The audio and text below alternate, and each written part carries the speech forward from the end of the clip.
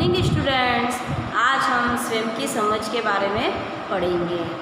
यह टॉपिक है अपना स्व एवं स्व अवधारणा तथा इनका विकास। इसमें हमने आपको पढ़ाया स्व एवं आत्मा का अर्थ एवं प्रकृति पढ़ाया, आत्म संरचना की प्रकृति, आत्म संरचना को प्रभावित करने वाले तत्व और उसका अर्थ, और स्व अवधारणा की प्रकृति, स्व अवधारणा का अर्थ, स्व अवधारणा के विकास के उद्देश्य, उनकी क्या क्या आवश्यकता, महत्व।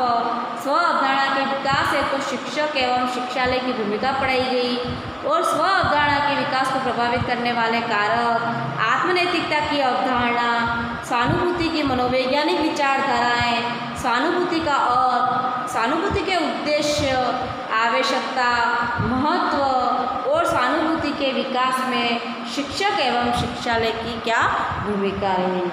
अब हम पढ़ेंगे नेक्स्ट आत्मवर्णन की अवधारणा एवं अर्थ।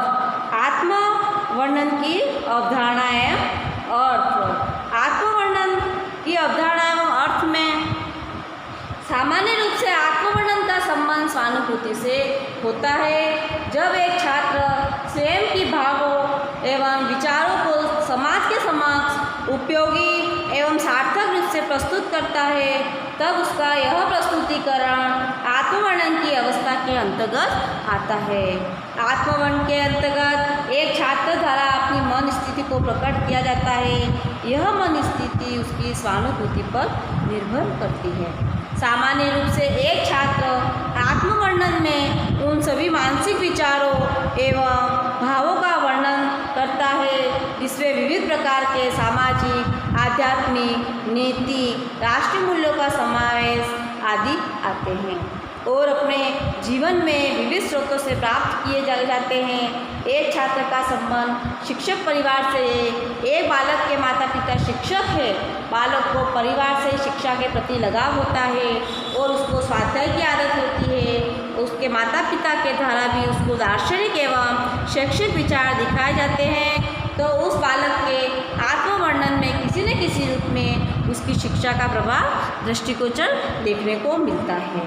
अतः वह जिस व्यक्ति के भावों एवं विचारों की सर्वोत्तम स्तुति होती है, तो उसका यह विविध परिवेशीय, शैक्षिक एवं विद्यालय अनुभवों से प्राप्त करता है। आत्मवर्णन की प्रक्रिया का अभ्यास प्राथमिक स्तर से ही कराया जाता है। आत्मवर्णन दूसरी व्यक्ति के विविध पक्षों के रूप में भी देखा जाता है। आत्मवर्णन के अंतर्गत एक व्यक्ति अपने अर्जित एवं जन्मजात अनुभवों, विचारों, भावों, मूल्यों, विविध प्रकार के व्यवहारों का वर्णन समाज उपयोगी के संदर्भ में करता है। आत्मवर्णन का संबंध प्रत्यक्ष एवं अप्रत्यक्ष रूप से स्व अवधारणा, स्व जागरूकता, स्व दृष्टिकोण, स्व संरचना और स्वयं के दार्शनिक विचारों से होता है। आत्मवर्णन में छात्र उसकी प्राथमिकता प्रदान करता है जो कि उसको रुचिपूर्ण एवं उपयोगी लगता है। एक छात्र को जीवन में नैतिक कार्यों को संपन्न कराया सिखाया जाता है, तो यह बताया गया है कि दूसरों को सुख पहुंचाने के लिए उसको स्वयं कष्ट उठाना चाहिए, तो वह अपने आत्मवर्णन में नैतिकता की प्रस्तुति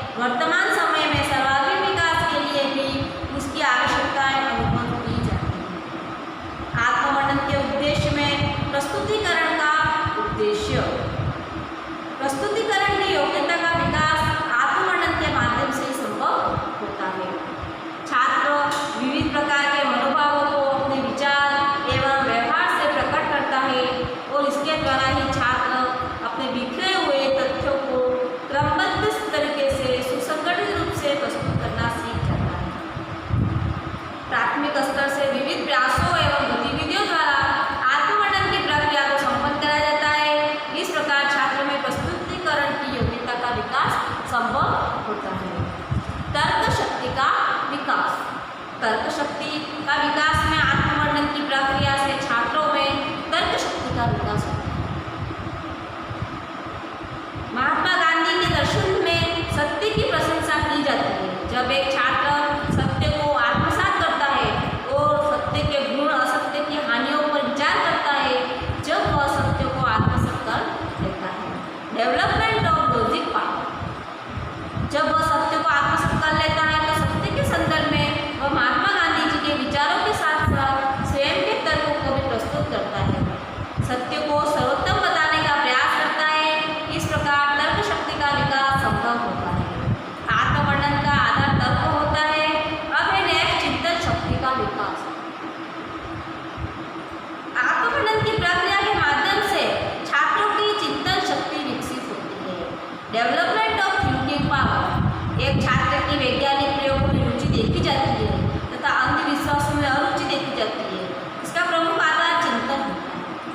जब एक छात्र जीव हत्या एवं बलि प्रथा को देखता है तो अपने चिंतन के आधार पर इसको अस्वीकार करता है। बलि प्रथा एक अनैतिक कार्य है। इसके संदर्भ में विविध तथ्यों को प्रस्तुत करके त्रुटिपूर्ण ठहराता है। इस प्रकार अनेक प्रकार की मन स्थितियों के निर्माण प्रस्तुतिकरण में चिंतन का विकास संभव होता है। प्रतिभाओं के ज्ञान एवं विकास के लिए, प्रतिभाओं के ज्ञान एवं विकास के लिए आत्मवर्णन के माध्यम से छात्रों में निहित प्रतिभाओं का ज्ञान शिक्षकों को होता है, जिसके परिणाम स्वरूप शिक्षक एवं शिक्षालय द्वारा उन प्रतिभाओं के विकास की व्यवस्था की जाती है। अपने आत्मवर्णन में एक छात्र की रुचि वैज्ञानिक प्रयोगों में अधिक देखी जाती है तो उस छात्र के लिए विद्यालय में प्रयोगात्मक गतिविधियों को उपलब्ध कराने की व्यवस्था की जाती है। आत्मवर्णन की प्रक्रिया के माध्यम से छात्रों की क्षमताओं के ज्ञान एवं विकास की प्रक्रिया संपन्न होती है। विविध कौशलों के विकास के लिए आत्मवर्णन की प्रक्रिया में छात्र द्वारा विचारों भावों का प्रकटीकरण किया जाता है। छात्र द्वारा विविध प्रकार के कौशलों का प्रयोग किया जाता है। एक छात्र द्वारा आत्मवर्णन में अपनी मन स्थिति की व्याख्या की जाती रही है तो दूसरे द्वारा व्याख्या कौशल का उपयोग भी किया जाता है। अपनी मन स्थिति को उपयोगी सिद्ध करके अन्य छात्रों को सिखाया जाता है और वह पुनर्वलन कौशल का प्रयोग करता है। इस प्रकार आत्मवर्णन की प्रक्रिया छात्रों में विविध कौशलों का विकास करती है।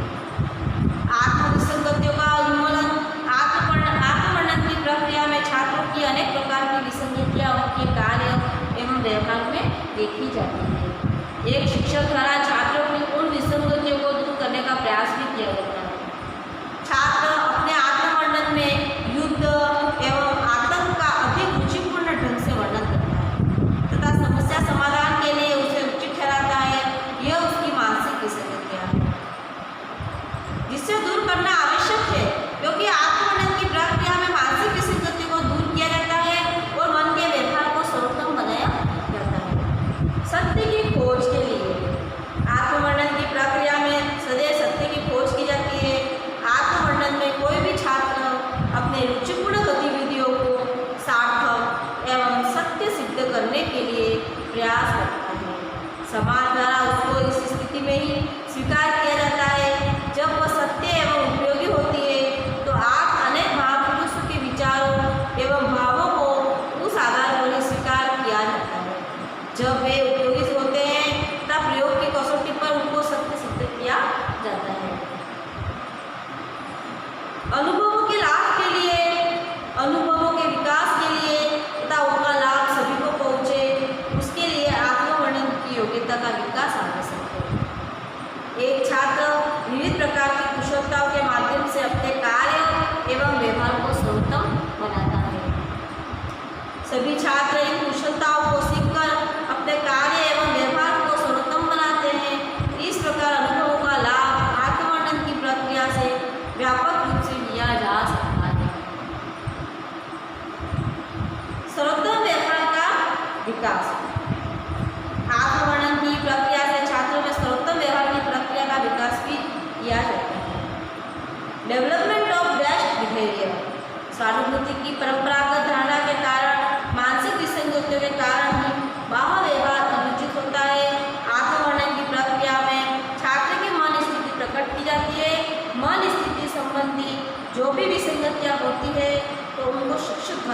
किया जाता है। इसके पश्चात छात्रों में सर्वोत्तम व्यवहार का विकास भी होता है और छात्रों का सर्वांगीण विकास भी होता है। आत्मविश्वास की भावना का विकास। प्राथमिक स्तर पर छात्र जब विद्यालय में प्रवेश करता है तो उसका मन विविध प्रकार के भय एवं संकोचों से ग्रसित होता है। जब उसको सर्वोत्तम व्यवहार एवं रुचिपूर्ण गतिविधियाँ प्राप्त होती है तथा अपने भावों एवं विचारों को प्रस्तुत करने का अवसर मिलता है तो जिससे छात्र में आत्मविश्वास की भावना का विकास होता है। जितना अधिक आत्मविश्वास होगा और उतना ही अधिक आत्मवर्णन प्रभावी रूप में संपन्न होगा। आत्मवर्णन के द्वारा ही आत्मविश्वास विकसित होता है। वर्तमान शिक्षा व्यवस्था में आत्मवर्णन की प्रक्रिया एक उपयोगी एवं आवश्यक प्रक्रिया है, जिसके आधार पर छात्रों को बहुमुखी व्यक्तित्व प्रदान किया जाता है और विविध प्रकार की मानसिक कुंठाओं से उन्हें दूर भी रखा जाता है। आत्मवर्णन के संदर्भ में शिक्षक और शिक्षालय की क्या भूमिका रहती है? सामान्य रूप से यह देखा जाता है कि आत्मवर्णन की स्थिति प्राथमिक स्तर से ही छात्रों में देखी जाती है। विद्यालय में पहुंचने के बाद बालक अनेक नवीन विचार एवं भावों को प्रकट करके अपने आंतरिक चित्रण एवं आंतरिक व्यवहार को प्रदर्शित करता है। इसलिए विद्यालय व्यवस्था सर्वोत्तम होनी चाहिए। छात्रों के आत्मा का सर्वोत्तम विकास करते हुए आत्मवर्णन की व्यवस्था होनी चाहिए और सर्वोत्तम आत्मवर्णन के लिए विद्यालय व्यवस्था में निम्नलिखित उपाय हमें रखने चाहिए। अब ये सबसे फर्स्ट है मानवीय मूल्य संबंधी शिक्षा की व्यवस्था। विद्यालय में मानवीय मूल्यों से संबंधित शिक्षा छात्रों को अनिवार्य रूप से प्रदान करनी चाहिए, क्योंकि छात्रों का व्यवहार अपने साथी छात्रों से व्यवहार विद्यालय से होता है। मानवीय मूल्यों की शिक्षा के माध्यम से उनके आर्थिक व्यवहार से मानवीय गुणों का समावेश होता है। इन मानवीय गुणों के आधार पर उसके द्वारा अपने वाह व्यवहार को निर्धारित किया जाएगा। इस प्रकार एक छात्र आत्मवर्णन एवं आत्म प्रदर्शन की स्थिति को प्राप्त किया जा सकता है। अब है नेक्स्ट नैतिक शिक्षा की व्यवस्था। Arrangement of moral education. सामान्य रूप से विद्यालय में नैतिक शिक्षा की व्यवस्था भी होती है, परंतु उसका क्रियान्वयन उचित रूप से नहीं होता। नैतिक शिक्षा के द्वारा छात्रों के मन में विविध प्रकार के नैतिक मूल्यों का समावेश किया जाता है। इन नैतिक मूल्यों के आधार पर बालक द्वारा विविध प्रकार के कार्यों को मर्यादित रूप से प्रस्तुत किया जाता है और इसके आधार पर छात्रों द्वारा जो भी विचार भाव संग्रहित किए जाते हैं तो उनका वर्णन या कार्य व्यवहारिक विचार के द्वारा प्रस्तुत किया जाता है। व्यवहारिक शिक्षा की व्यवस्था। विद्यालय स्तर पर छात्रों को व्यवहारिक ज्ञान भी प्रदान करना चाहिए, जिससे कि प्रत्येक तथ्य एवं घटना के संदर्भ में उसकी व्यवहारिकता यह होनी चाहिए। बालक को पर्यावरणीय स्वच्छता का ज्ञान प्रदान करना चाहिए। बालक को टीचर्स के कैसे रेस्पेक्ट करना चाहिए, कि अपने दोस्तों के साथ कैसा व्यवहार करना चाहिए, बड़ों के साथ कैसा व्यवहार करना चाहिए, यह सभी उनको व्यवहारिक शिक्षा दी जानी चाहिए। और उसके मन में स्वच्छ विद्यालय व्यवस्था या स्वच्छ परिवेश व्यवस्था का चित्र उपस्थित होगा जब वह पर्यावरणीय स्वच्छता का ज्ञान प्रदान करेगा। अपनी स्थिति का वर्णन विद्यालय एवं परिवेश दोनों में कार्य व्यवहार एवं विचारों से करता है। स्वच्छता संबंधी विचार प्रकट करके, स्वच्छता संबंधी कार्य करके एवं स्वच्छता संबंधी प्रस्तुति देकर भी की जाए। समाज उपयोगी शिक्षा की व्यवस्था। हर विद्यालय में समाज उपयोगी शिक्षा की व्यवस्था दी जाती है। समाज उपयोगी शिक्षा में यह होता है जिससे विद्यालय द्वारा समाज की आकांक्षाओं की पूर्ति की जाती है। इसलिए विद्यालय को समाज का दर्पण भी कहा जाता है। शिक्षक को बालकों हेतु प्राथमिक स्तर से सामाजिक मूल्यों एवं सामाजिक संस्कृति से संबंधित गतिविधियों को उपलब्ध कराना चाहिए। उनको बालकों को सामाजिक शिक्षा दी जानी चाहिए और समाज में कैसे रहना, अपनी मान प्रतिष्ठा कैसे बढ़ाना और हर लोगों के साथ कैसा व्यवहार करना, ये सब सामाजिक उपयोगी शिक्षा में आता है। जिससे बालक के मन में सामाजिक गुणों गतिविधियों के प्रति लगाव उत्पन्न होगा तथा सांस्कृतिक कार्य में अपना सहयोग करने की भावना को विकसित करना। इस प्रकार उसका वाह प्रदर्शन व्यवहार सदैव समाज उपयोगी रूप में होगा और उसके विचार भावों में सामाजिक हित की भावना दृष्टिगोचर होगी। बालक का विकास एक कुशल सामाजिक सदस्य के रूप में होगा। अब है प्रदर्शन के अवसर। छात्रों को प्राथमिक स्तर से ही भावों एवं विचारों के प्रदर्शन के अवसर मिलने चाहिए। विद्यालय में बाल सभा में छात्रों को विभिन्न विषयों पर बोलने के अवसर प्रदान करने चाहिए। इससे संबंधित विषय के संदर्भ में जो भी छात्र की मन स्थिति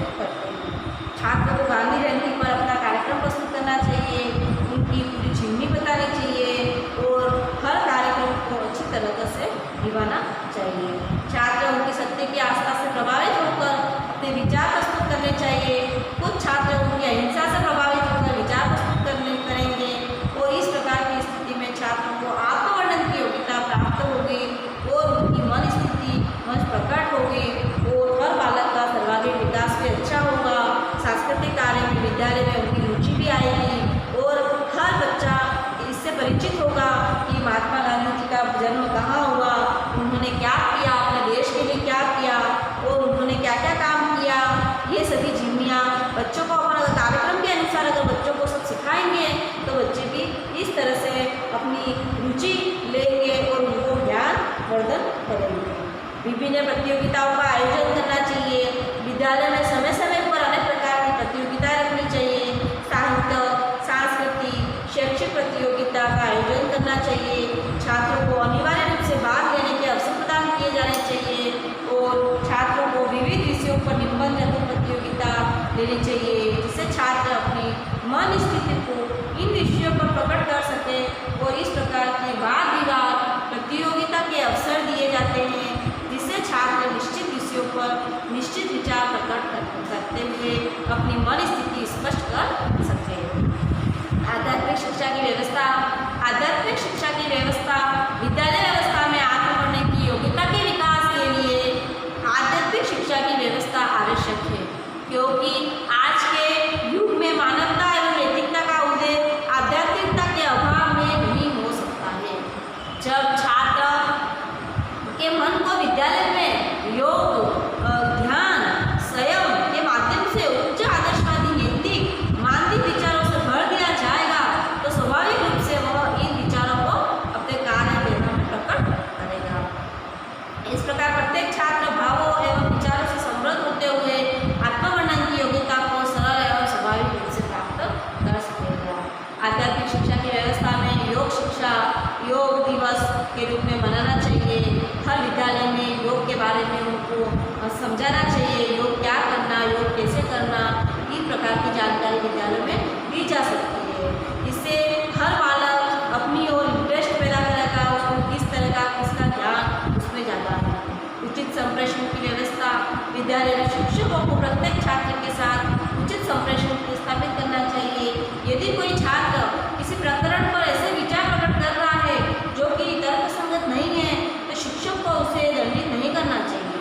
उसकी उपस्थित मस्तत्व को समाप्त करनी चाहिए, इसके कारण छात्र उत्तर कर रहा है। और साथ साथ छात्र के साथ ऐसा व्यवहार करना चाहिए जिससे छात्र निसंकोच भाव से अपने अध्यापक अध्यापिकाओं को बता सके और निसंकोच भाव से अपने भावों और विचारों को शिक्षक के समक्ष प्रस्तुत कर सके।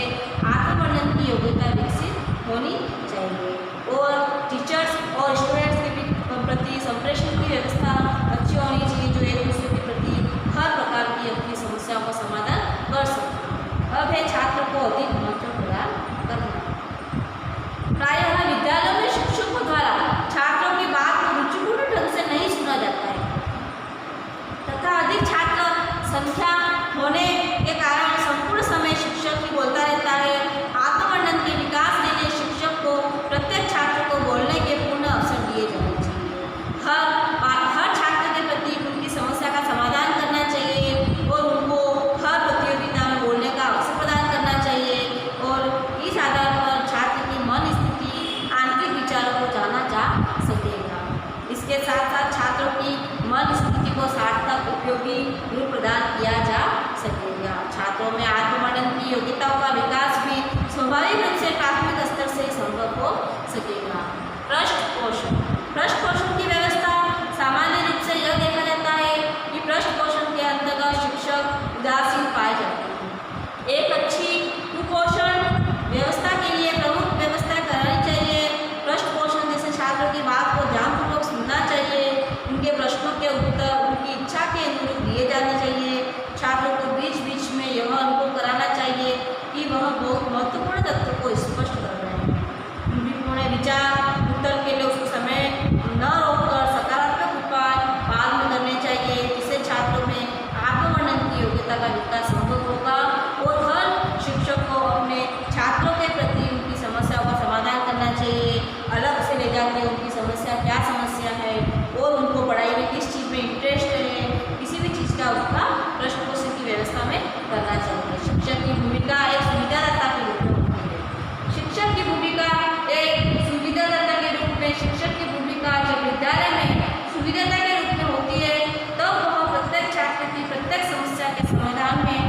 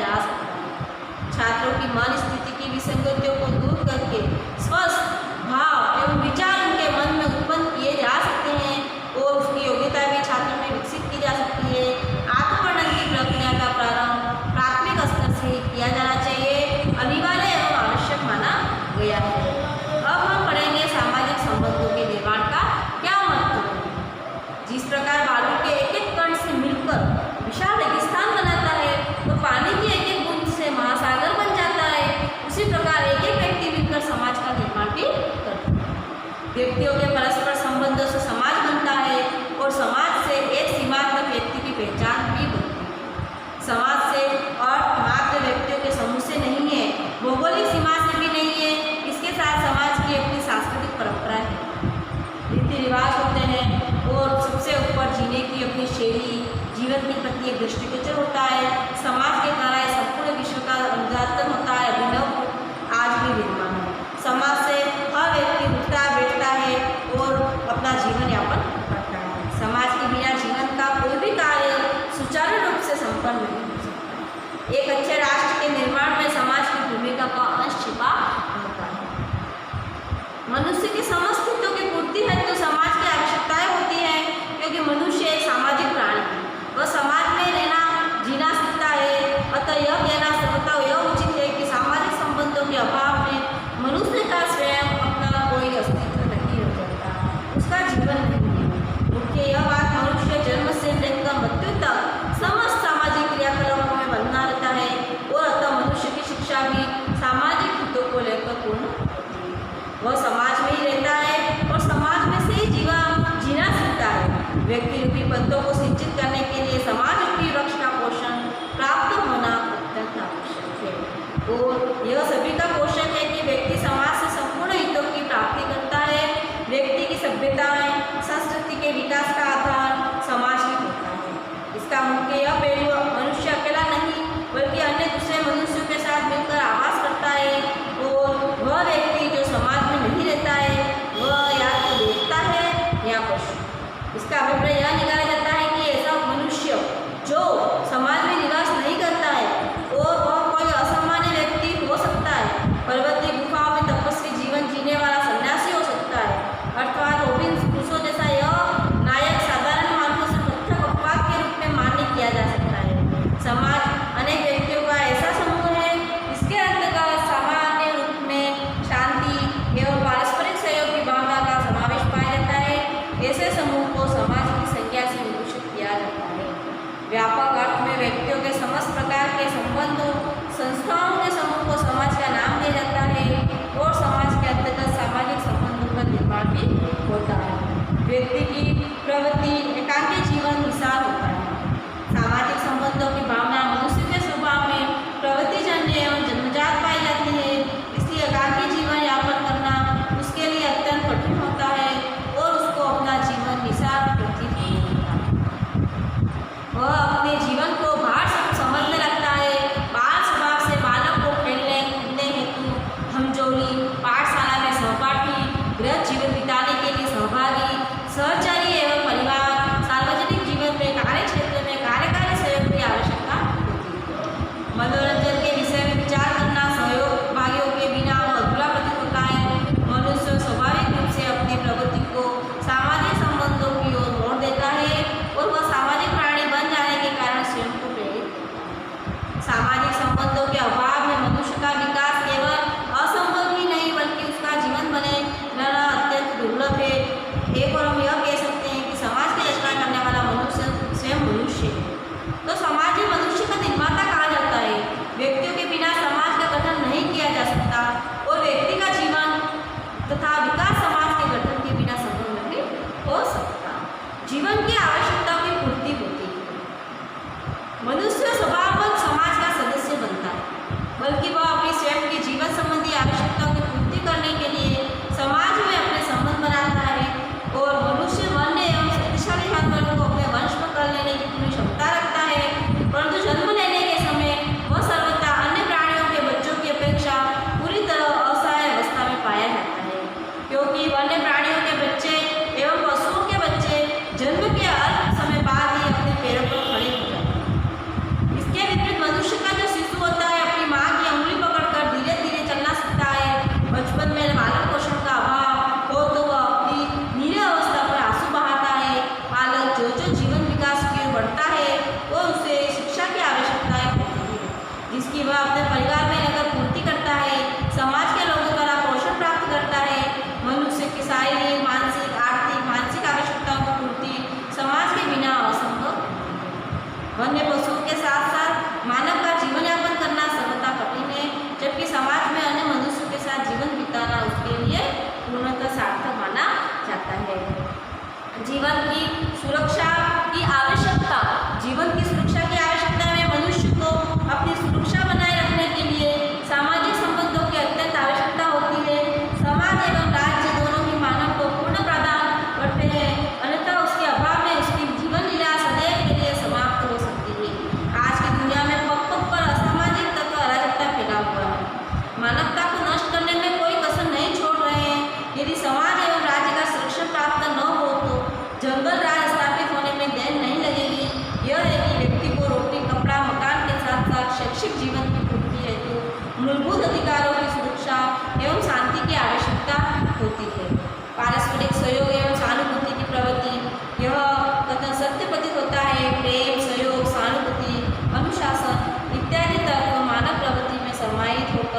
व्यक्ति के जीवन